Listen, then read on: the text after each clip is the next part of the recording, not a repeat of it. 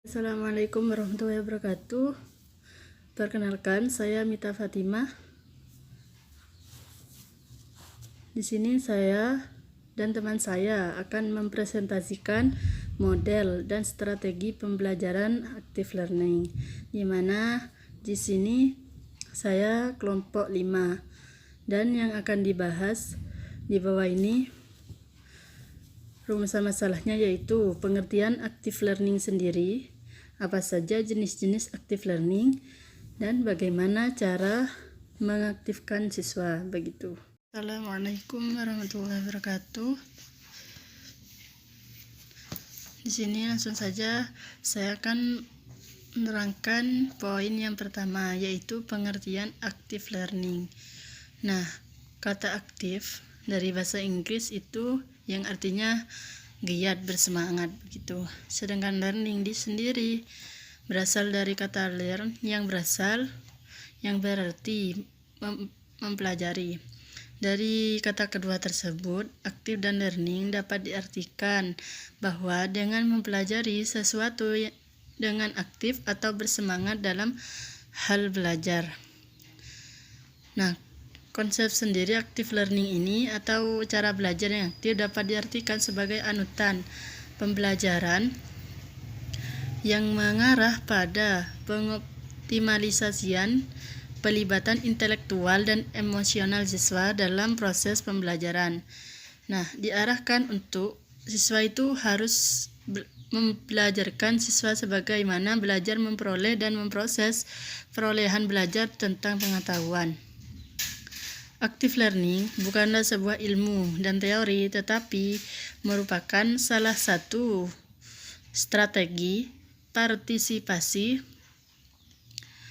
peserta didik sebagai subjek didik secara optimal. Sebagai peserta didik mampu merubah dirinya atau tingkah laku, cara berpikir dan bersikap secara efektif begitu.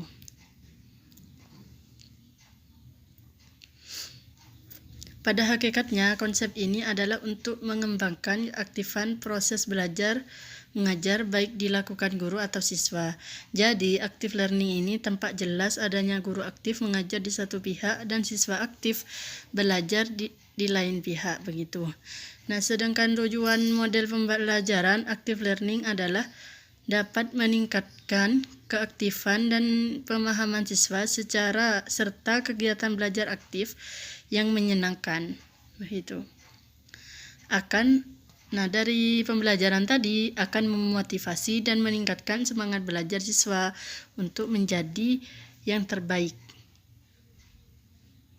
Seperti di dalam permainan, dalam pembelajaran, kegiatan kerja kelompok juga dapat meningkatkan kepemberanian, kerjasama, dan rasa tanggung jawab pada kelompoknya.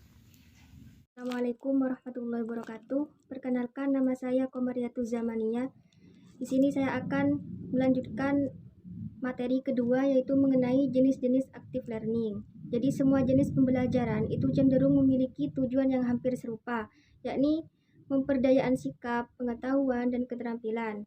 Untuk bisa mengembangkan ketiga aspek tersebut, active learning memiliki beberapa jenis teknik dan metode, yakni yang pertama yaitu true or false, yaitu benar atau salah. Jadi teknik ini adalah sebuah kegiatan kerjasama yang mengharuskan siswa untuk berpartisipasi secara langsung ke dalam materi. Kemudian yang kedua yaitu guided teaching atau pembelajaran terbimbing. Jadi teknik ini adalah kegiatan untuk mengetahui penguasaan materi pada siswa. Bisa juga digunakan sebagai alat uji pemahaman siswa. Kemudian yang ketiga yaitu short atau cari kawan. Jadi teknik ini adalah kegiatan kerjasama yang dapat dipakai untuk mempelajari konsep, sifat, pengkategorian, fakta dari sebuah informasi dan pembahasan sebuah objek. Kemudian yang keempat yaitu the power of two atau gabungan dua kekuatan.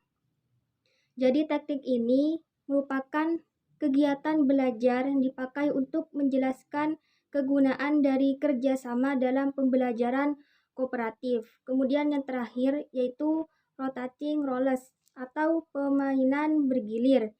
Jadi teknik ini adalah kegiatan siswa dalam belajar, kemudian melakukan keahlian drama atau sandiwara. Jadi kelima ini merupakan jenis teknik dan metode dari active learning. Kemudian pembahasan yang ketiga akan diterangkan oleh Mita Fatimah. Baik, di sini saya akan menjelaskan poin yang ketiga, yaitu cara mengaktifkan siswa. Jadi, apa ya? Kan kalau dalam satu kelas itu kan ada beberapa anak yang mana memiliki karakter yang berbeda-beda. Ada yang pendiam, ada yang tidak. Kemudian ada yang aktif, ada yang tidak aktif di dalam kelas tersebut. Lalu, bagaimana cara mengaktifkan siswa yang tidak aktif di dalam kelas? Maksudnya itu yang tidak pernah bertanya, kemudian tidak pernah bergaul dengan temannya, sosialisasinya itu kurang. Jadi itu tugas seorang guru, bagaimana mengatasi kebekuan di dalam kelas tersebut gitu. Kalau menurut Silberman, ada beberapa teknik yang dapat dilakukan agar sebuah kelas itu tidak mengalami kebekuan. Yang pertama itu team building, yaitu pembentukan tim. Maksudnya membantu siswa itu menjadi terbiasa atau satu sama lain, menciptakan suatu semangat kerjasama dan saling ketergantungan. Contoh, seorang guru membuat sebuah permainan seperti yang dilakukan oleh Pak Suwari waktu itu di kelas kita, yang mana anak-anak itu diberikan materi, dibentuk kelompok, kemudian diberikan materi, kemudian disuruh menjawab gitu. Kemudian di sana diberi penilaian. Di sana itu jadi apa ya? Yang aktif itu semua teman-teman saja. Kalau gurunya tinggal diem saja. Sosialisasinya antara teman yang lain antara teman yang satu dengan teman yang lainnya itu ada. Kemudian materi itu pun juga ada gitu. Kemudian yang kedua itu on the spot assessment, yaitu penilaian secara cepat. Maksudnya itu mempelajari tentang perilaku siswa, pengetahuan dan pengalaman siswa.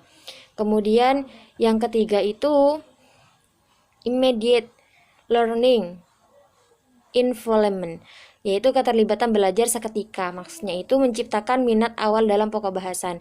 Jadi pembentukan tim itu mengarahkan siswa itu untuk belajar secara kooperatif. Belajar aktif meliputi berbagai cara untuk membuat siswa aktif sejak awal melalui aktivitas-aktivitas, membangun kerja kelompok, dan membuat mereka berpikir tentang materi pelajaran. Jadi pelajaran yang sesungguhnya itu tidak akan terjadi tanpa ada kesempatan untuk berdiskusi, membuat pertanyaan, mempraktekkan, bahkan mengajarkan kepada orang lain. Dan strategi pelajaran dan strategi penilaian di tempat dapat digunakan secara bersamaan, atau strategi ini dirancang untuk membantu menilai mata pelajaran